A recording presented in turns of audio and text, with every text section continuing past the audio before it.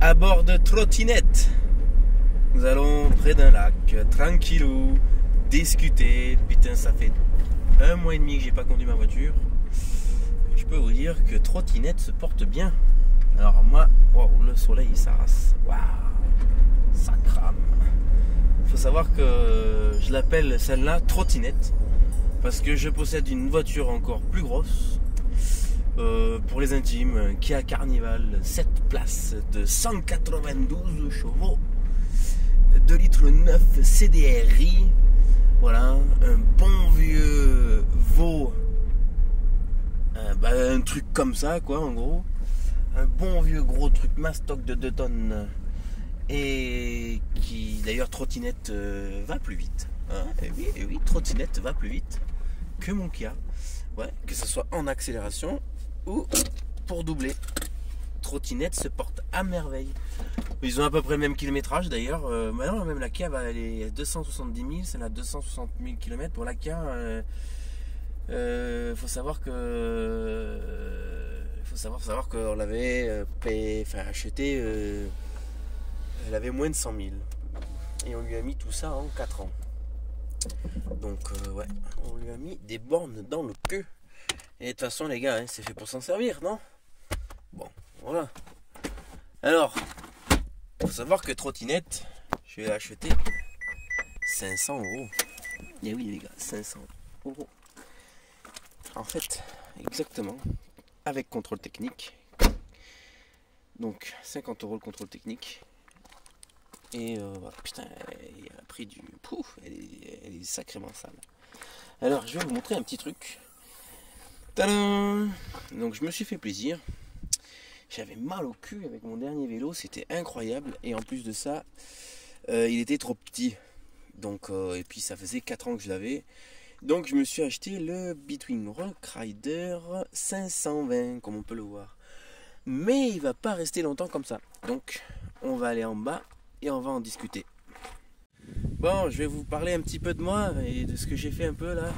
Bon, on est début août, malheureusement j'ai dû rentrer avec le camping-car car j'ai cassé un roulement qui tient ma transmission. Alors mon camping-car, c'est un propulsion, hein, comme les BMW.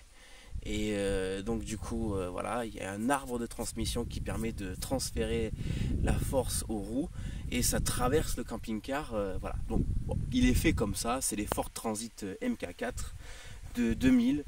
Et voilà, donc bon, c'est voilà. Alors cet arbre de transmission tient par 2 roulements. Et en fait, ça permet à l'arbre, parce qu'il y a des croisillons en fait, hein, ce qui permet d'avoir, au lieu d'avoir une barre du début jusqu'au fond, et bien, elle est séparée en 3 morceaux, ce qui permet d'avoir une flexion. Hein. Quand j'ai les roues arrière qui montent, j'ai tout le truc qui bouge correctement, quoi. Si c'était fixe, ça pèterait net. Bon, alors ça tient par 2 roulements. Ces fameux roulements, j'en ai un qui a complètement sauté. Je vous passe l'extrait de la vidéo et écoutez bien le bordel que ça fait. Qu'est-ce qu'il fait là?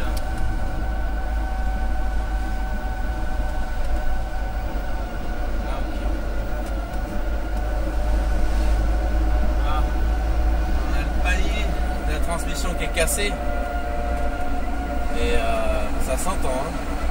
Putain, truc de ouf. Mais bon, 1000 km, petite galère, mais c'est rien, c'est un truc à 26 € et il faut en changer 2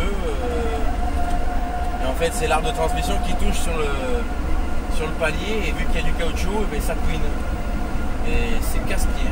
Wow. Là on a encore 130 km à faire avant d'arriver chez notre mécano. Voilà. Allez, ciao.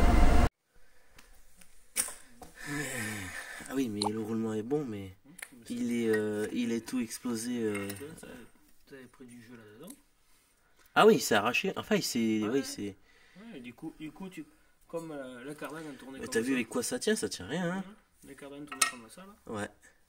Et après, ça m'a fissuré ici. Putain. C'est gros quand même. Et lui, il est bon alors? Ouais, mais non, celui-là, je l'ai changer. Oui, oui, je l'ai commandé, ouais. Non, mais celui-là, on a fait pareil. Ouais, c'est comme ça. Putain. Ouais, sur le bord de la route, c'était mort. J'étais dead. Putain, c'est grand quand même. Et là? C'est bon. Ils sont bons, ça. Ah ouais. Ah ouais, tu enlèves juste le clip si tu sors dedans et. Pousse.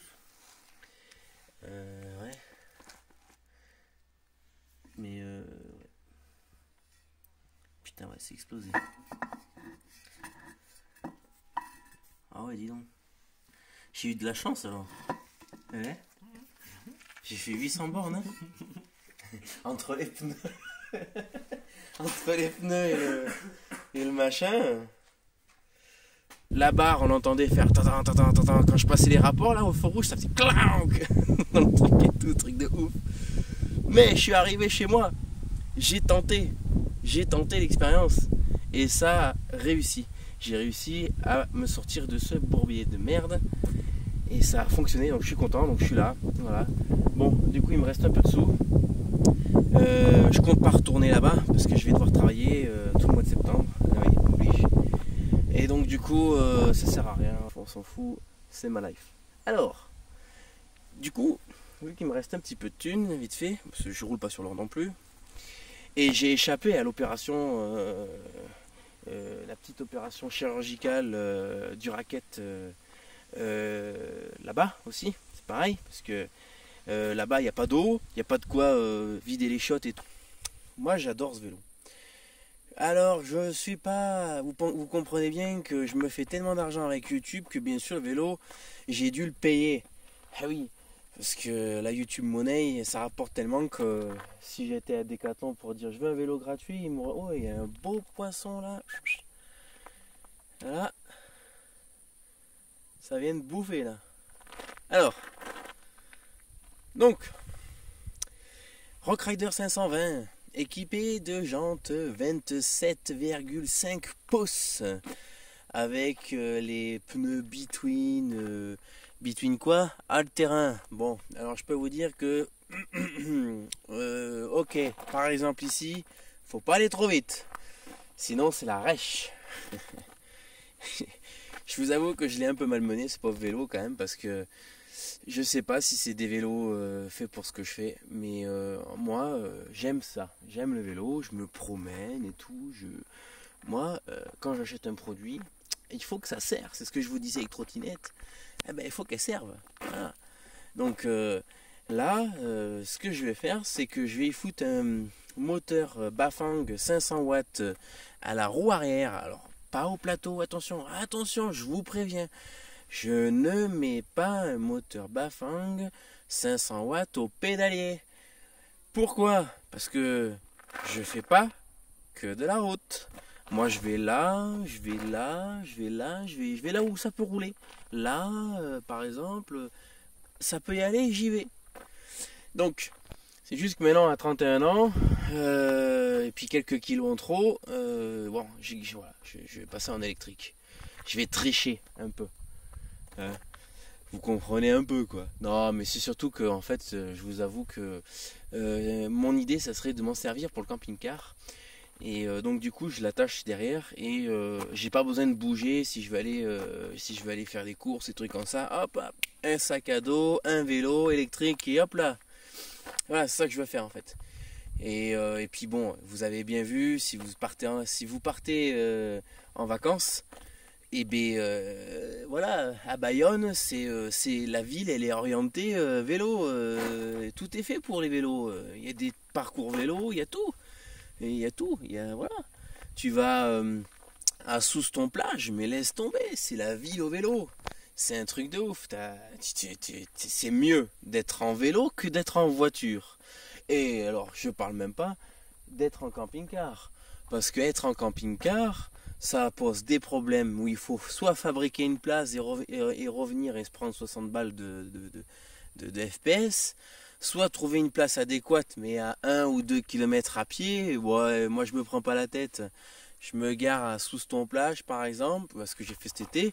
Seignos par exemple, hop, il y a une super grande place là-bas, pouf, je le fous là et puis je vais à la plage en vélo et je suis à 1 km et j'ai des trucs à faire, paf paf pour dormir et c'est pareil, c'est même topo, je me sers du vélo et voilà.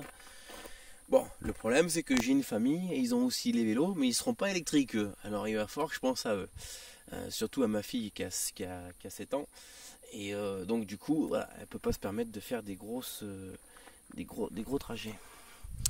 Tiens, j'ai cru que j'avais dézingué l'agence, j'ai cru que c'était une méga rayure et en fait non, c'est des écriteaux. Bon voilà, donc concernant le vélo, écoutez, moi je trouve que c'est un très bon produit, 300 balles. Alors oui, concernant le tarif, conversion plus vélo, donc 300 € de vélo. Alors pour les puristes, désolé, 299,99999 plus 1 € d'assurance que j'ai payé, qui n'était pas forcément obligatoire, mais il faut être con pour refuser de payer 1 € une assurance qui, soi-disant, quand tu te casses la gueule, te rembourse tout. Bon, écoute, hein, on verra bien. Hein. Et puis de toute façon, mon but n'est pas de faire marcher l'assurance, mais on sait jamais, un coup de marche arrière et si le vélo il finit sous les roues jumelées, bon voilà, hein, c'est jamais arrivé, mais bon. Alors du coup, il y aura un moteur Bafang de 500 watts là, une batterie avec 64 piles. Alors c'est des Samsung 18650 3500 mAh, les fameuses piles roses pour les puristes. Voilà. Donc et donc du coup c'est grosso modo entre je m'en souviens plus, ça 11 ou 14 ampères, voilà, je sais plus, 14 ampères je crois, ou 13 ampères. Bon bref, de toute façon je compte pas faire toute la Corse, hein, voilà, au grand max 7-8 km, donc ça fait quand même 10 bornes par jour, voilà, tu vois. Et alors les piles, ça sera de la récup. Alors j'ai un plan pour acheter une batterie, mais bon, on verra. Et puis le moteur avec l'écran LCD, le contrôleur, le chargeur et tout, il y en a quand même pour 390 €.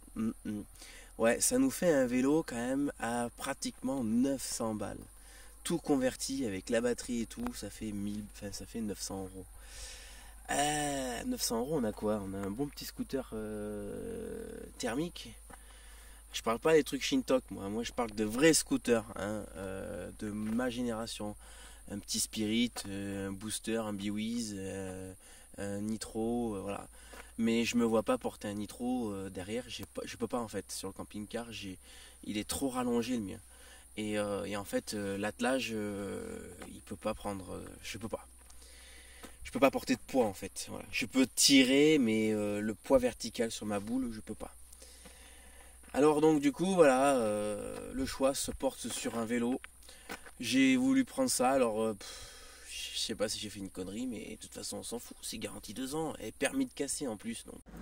D'abord il y a un camping-car et honnêtement on se traîne, hein. Le pauvre il a beaucoup de mal et on est en côte. Alors ça monte, hein. Mais il est à 40 et on va doubler ça. Voilà, c'est une des raisons, c'est pour ça que j'ai acheté un camping-car assez, pas récent en fait, hein, mais supérieur aux années 90, parce que j'estime que entre 90 et avant, 70, 80, 85 chevaux, c'est pas assez. Il faut minimum 100 chevaux pour se traîner. Voilà. Donc le pauvre là, il a vraiment un mal fou, hein.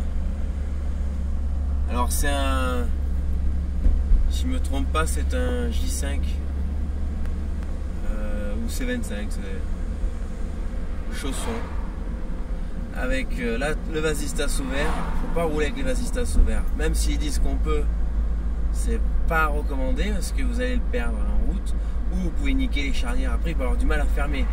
Par exemple les miens ils se sont voilés et donc du coup tu peux plus les ouvrir comme il faut. Il faut jamais rouler comme lui avec le mec qui fait là avec les vasistas ouverts comme ça. Donc voilà, c'était pour vous donner mon point de vue sur les camping-cars. Si un jour vous voulez en acheter un assez vieux, démarrer avec un vieux et tout ça, le problème c'est que voilà, tu vas consommer 12 litres au 100 pour pas arriver à monter une côte quoi. Moi le mien je fais 11 litres environ au 100. Mais sur cette route là, la montée qu'on vient de voir là, je la prends à 100 sans problème. 2,5 litres turbo D, ça bouge pas. Alors ça devant, je sais pas ce que c'est. À mon avis, je pense que ça doit être une grosse cylindrée du style 2,5 litres, quelque chose comme ça. Il n'y a pas de turbo, il n'y a rien. Alors le pauvre gars, il en chie quoi. Et voilà, minimum turbo D. Si vous achetez un camping-car, minimum turbo D. Turbo D, hein, parce que sinon c'est pas possible. Ouais.